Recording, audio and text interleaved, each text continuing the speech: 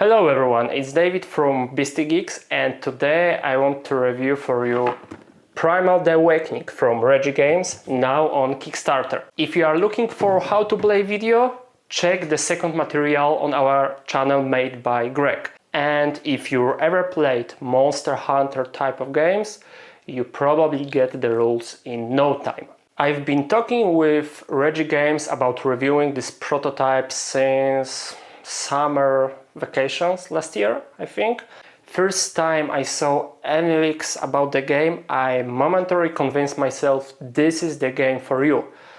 So I jumped onto my personal hype train, and my expectations rose each month waiting for the prototype.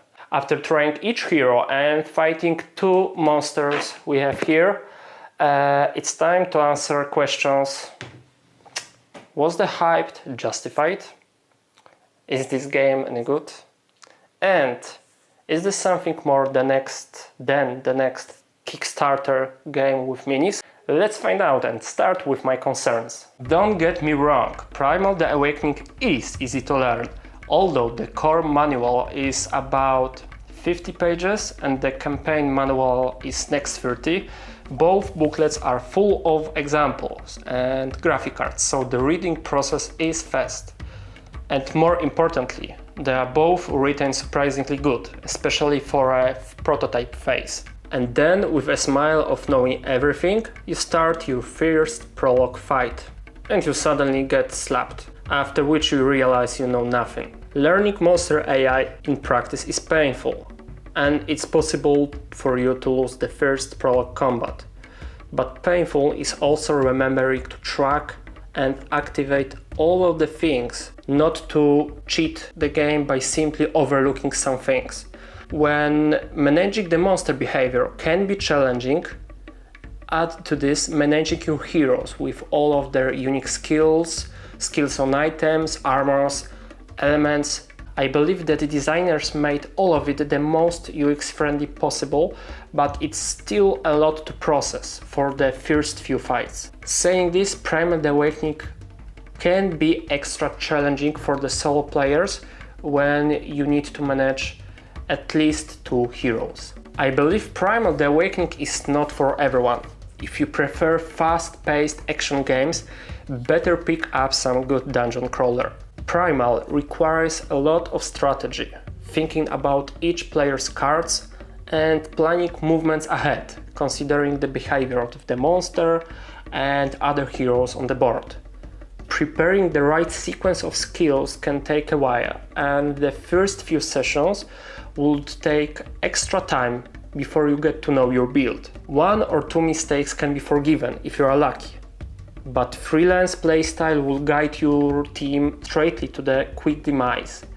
Each action and decision matters, and in this aspect the game burns your brain cells to ash. But man, satisfaction of the properly run strategy is so rewarding in this game that the only thing I want from the designers is to keep it this way and challenge me, the player, even more. I think this is the thing I love the most about the Primal the Awakening.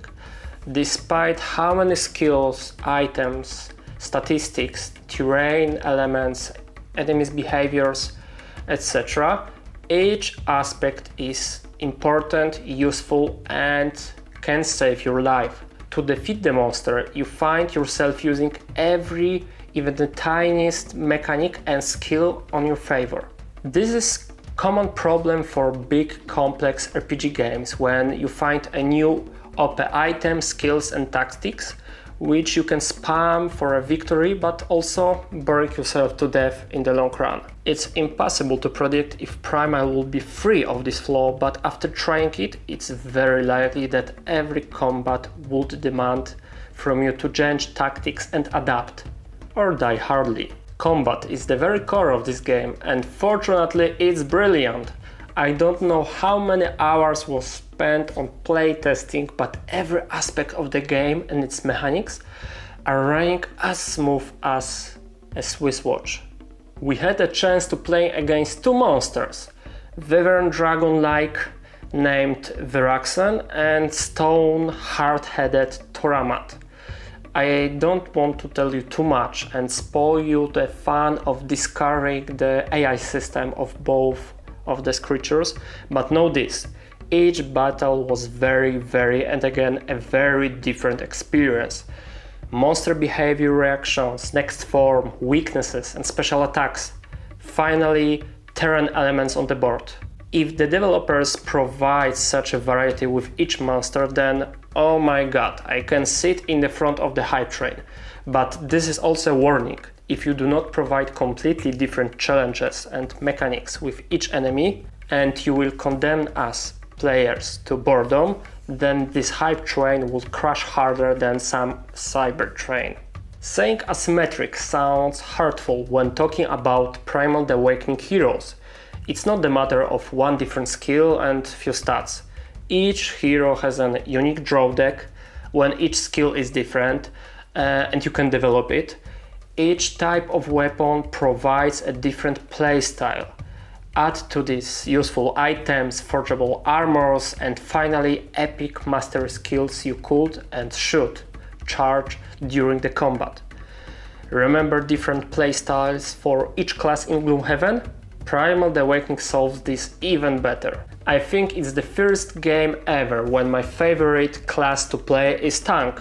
Whenever I play both video or tabletop games, I'm picking up rogues, necromancers or some non-obvious hybrid like Tempest of Set in Age of Conan. And I always considered tanks to be so boring. Here in Primal, I not only appreciated the role of the tank in the team, but I also felt like one. So once again, each class in Primal the Awakening is a totally different experience. Different playstyle for each class is one thing, but adding into this high interaction between skills without destroying the balance is something any game designer can easily fail. So far, with skills from level 1 and level 2 of each class, all of the combos, assists and reactions work here bloody awesome. You can block all the damage for heroes in the same sector, double damage inflicted by the next player, or even take with your super attack the more damage, the more specific cards the other player has in his discard pile. There are plenty of situations to interact with others, and you need to include this into your strategy if you want to succeed. I have really high hopes this game meets the expectations created in my head by the prototype. Thanks for watching and see you at the next game.